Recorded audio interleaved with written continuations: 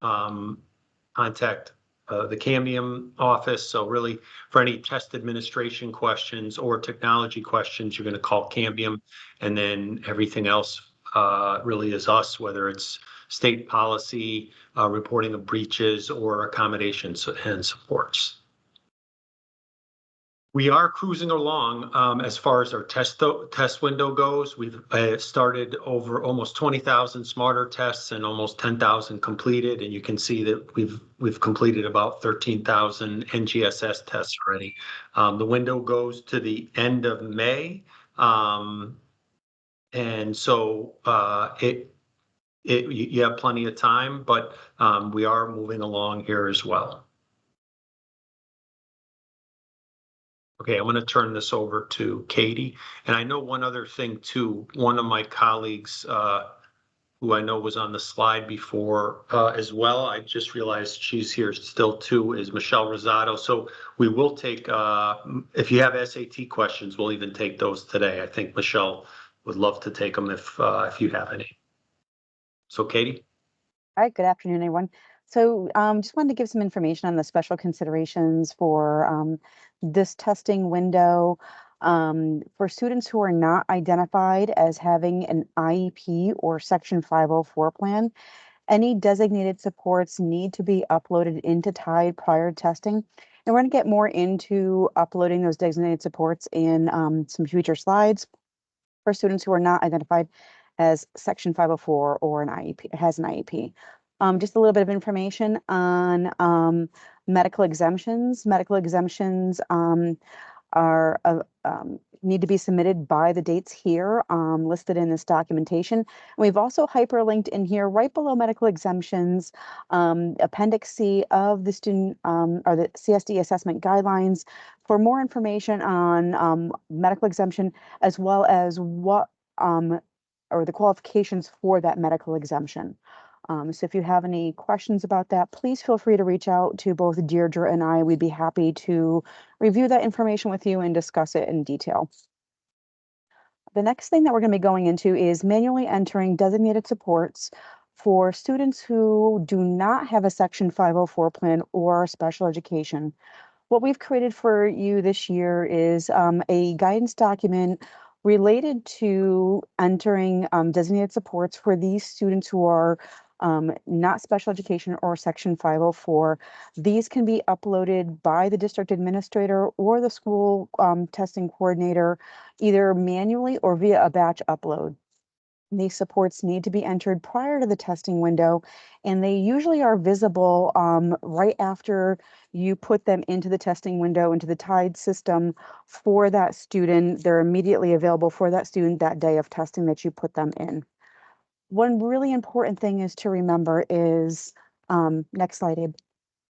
Thank you, is that students who do have an IEP or a Section 504 plan should not have any designated supports uploaded within the TIDE system. This is even for our students who are duly identified as EL/ML and special education or Section 504. Any designated support or accommodation directly syncs to TIDE from CT-SEDS and those implemented plans.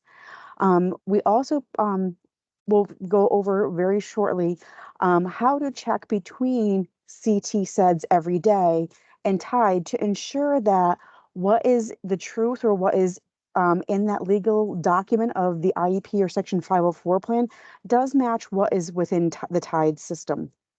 Any edits that you see that are inaccuracies or may have been missed within CT-SEDS for that student, they can't just be corrected in CT-SEDS just by going in and changing it. That actually has to be done through an amendment or through a review revise PPT for that. So now we're just going to go over just really quickly accessibility and special populations. So the next slide we have here for you is the 23-24 accessibility features for the Smarter Balance and NGSS assessments. As you can see that we've broken this down from universal tools, which are available to all students, designated supports, which are available to students based on educator need or the PPT or 504 team, and then accommodations, which are only available for students who have a IEP or Section 504 plan. Also within this form, we've listed out what are the embedded supports and the non-embedded supports that students can have on these assessments. Teams should really understand the function and purpose of these tools and accommodations prior to selecting them. And this can be done through using the practice tests and the interim block assessments to see if these tools are the right fit for that individual to increase accessibility and not actually cause an unintended barrier for that student within the testing day. So when we're taking a look at accessibility features, we really, and Abel, I'm gonna have you go to the next slide, please. Thank you.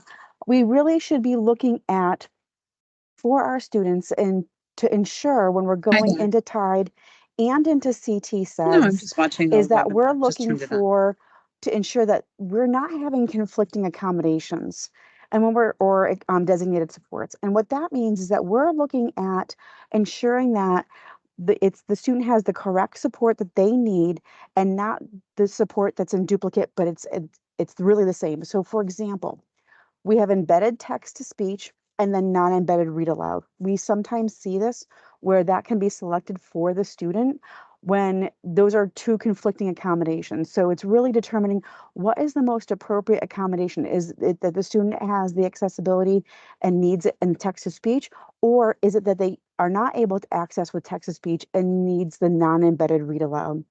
We've also listed some other examples here for you of some conflicting accommodations that we sometimes see and that teams sometimes had that confusion of choosing both. And that's why it's really important to look into that accessibility chart when and the CSDE assessment guidelines to sit there and really have the understanding of that tool.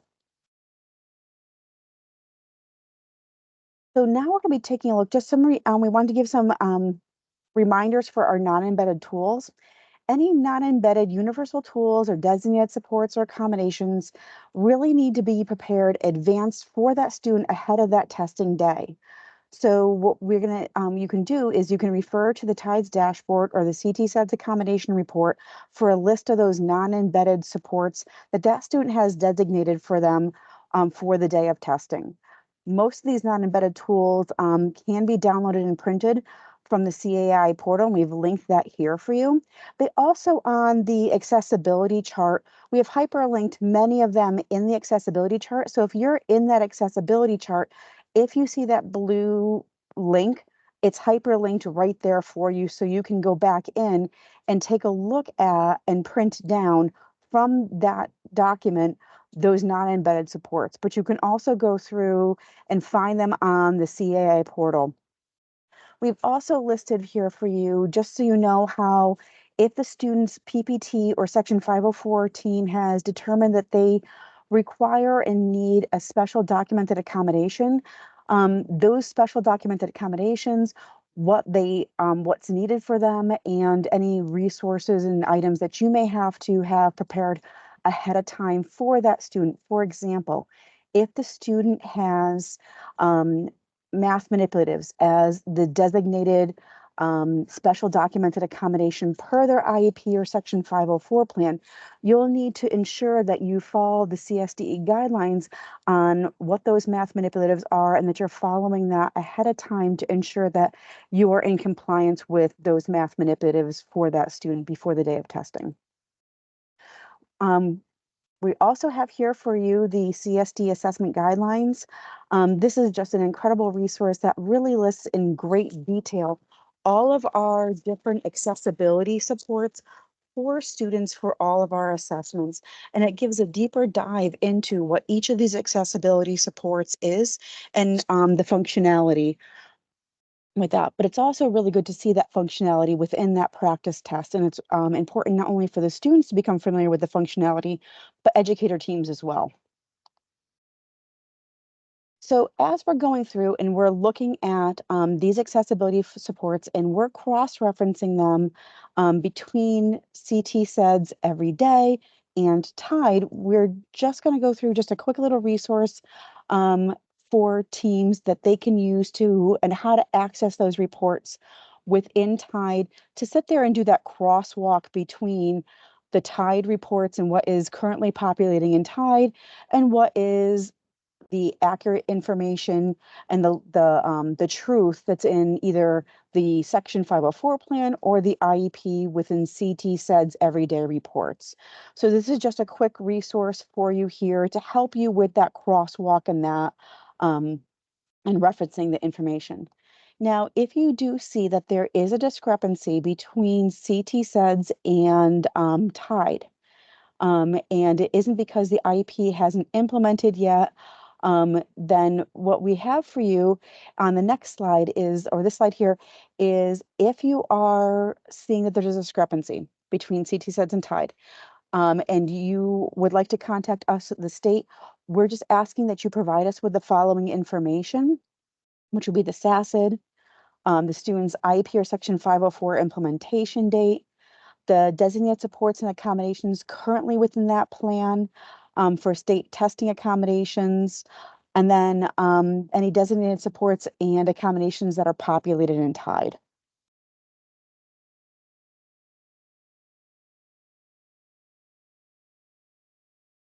Hand it over to you, Dave. Yep, thanks, Katie. Just real quick, maybe we can take a couple of these chats. I saw Tara. Let's see, Tara. Be super helpful if DAs could have direct access to the accommodations reports and CT SEDS every day rather than having this past special ed district staff for reports repeatedly.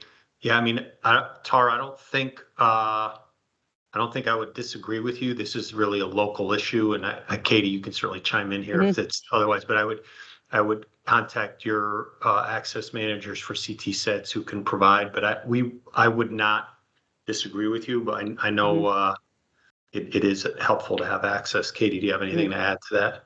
No, I would agree with you with what you said, Abe.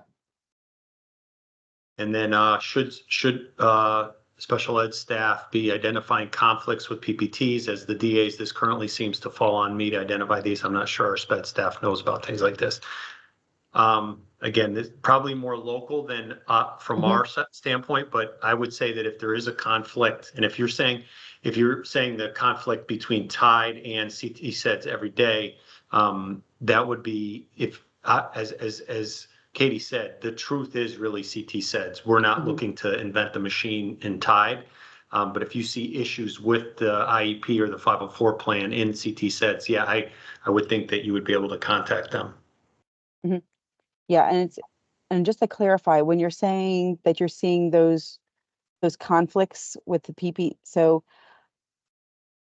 are you talking about, should the SPED staff identify the conflicts in the PPTs? Are you talking about the conflicts in the supports, like the embedded TTS versus the embedded read aloud? Yes, exactly what you went over today. Okay. All right. Thank you, Tara. Yeah. So that's, you might want to bring that up to, just so they're aware that that was a conflict, because then sometimes that gets into, then the PPT is going to need to then go in and do that correction and determine which is the most appropriate accessibility support. Is it TTS because they can access through an online embedded platform, or do they have a disability that impedes them from accessing the TTS and they do really require the read aloud? So they need to then go back to PPT or amend the IEP to determine which is the most appropriate designated or accommodation or designated support for that individual child. I know the process. I think my question just goes back to, is the responsibility on me to identify these things, or should our special ed staff be familiar enough, aware themselves to be able to rectify those conflicts without me explaining? I think it goes back to training, and should there be more training provided to maybe district staff or school staff? I think Tara, I think you're absolutely right. I think it's training and getting people aware of what those accessibility supports are and the potential conflict between the different accessibility supports. And I think as we build more knowledge and capacity, then we won't see as many conflicts within those accessibility supports.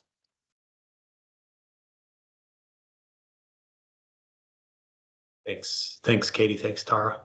Any other questions since we're breaking here for a minute before we carry on?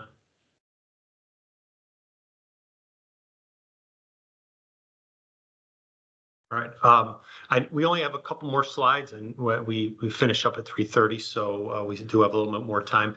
We just wanted to touch on really a test security issue, and we mentioned this last week at the office hours last week. But once again, things have sort of changed as it relates to this. So this is the new test attestation page that we have when a TA starts a test session, and so this. You might recognize some of the wording at the top of this slide, and we had promoted this. We had promoted this at the DA training, in the teacher training, where this year we were going to add some wording where a TA was actually forced into selecting typing summative so they know it's the summative assessment. So again, this is because in years past we often had the problem where someone was either trying to, someone would administer an interim when they thought it was the summative, or administer a summative when they thought it was an interim. Guess what happens when that happens? We have over testing, we have appeals, it's a pain. So we instituted this. This is a snapshot, what it looks like. We just updated it though, so there's like late breaking news within the last like day or so, where we've actually added some wording, because we've actually seen some appeals come in, and we've added some additional wording that basically a parentheses end of year test next to the summative test, because what we're thinking is that some folks don't know that the summative is the end of year test. For those of you that know, well, that's great. But it's something, a word that we throw around in our office, and we felt that we were assuming that everybody did know that, so we sort of clarified that even more. Bottom line is, you should know that your teams in your schools, if they're a TA and they're starting a test session, they're going to actually be forced to type in the word summative in the box, not hello like it is on the slide here, but summative. And actually, one note about that too, we struggled whether or not, because we had printed the hard copies that we had sent. That is not referenced in the hard copies, and then we also struggled whether to make an update in the test administration guide, and we decided against that because it was just going to cause confusion. And although because we felt that this is fairly self-explanatory. So you might get questions like, hey, why is this different than what's in the TAM? It's because it is different. And we elected to go the route of just letting the slide speak for itself without getting too deep into the explanation in the test administrator guide. That's it for our information this week. Katie covered some important stuff as far as the CT SEDS tithe link, and some other stuff we've talked about that I've covered. Are there any questions? You could either type them into the chat or take yourself off mute and ask anything you want, really. Even if it's even if it's not related to testing, we'll take those questions too.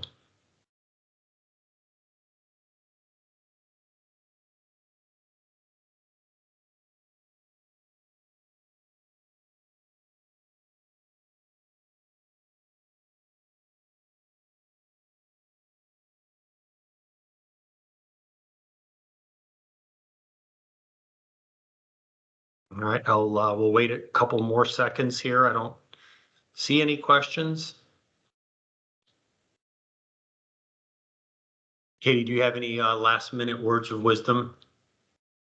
Just a big giant thank you for everybody, because I know we finished our KELP window, and I know this is Smarter Balance and NGSS mostly, but I just want to be a big giant thank you for all your help and hard work and dedication and the completion of the KELP window. And thank you again for everything that you're doing for this summative window. Katie, I'm going to throw one more bonus material since you met since you mentioned KELP. We've had some asks about our KELP results and when those are coming. And for those of you that aren't familiar with the acronym, but the KELP is the alternate assessment for our ELP assessment. We will be releasing KELP results in mid-May through the centralized reporting system. Just like we do our rolling release, we're planning to do our rolling release as we've done the last few years, and KELP will be part of that rolling release. Okay, I'll second Katie's compliments to you all. Thank you for all your hard work. If you need to reach us, feel free to drop us an email. We appreciate your time and have a safe afternoon. Thanks, Katie, and thanks for everybody to coming out this afternoon.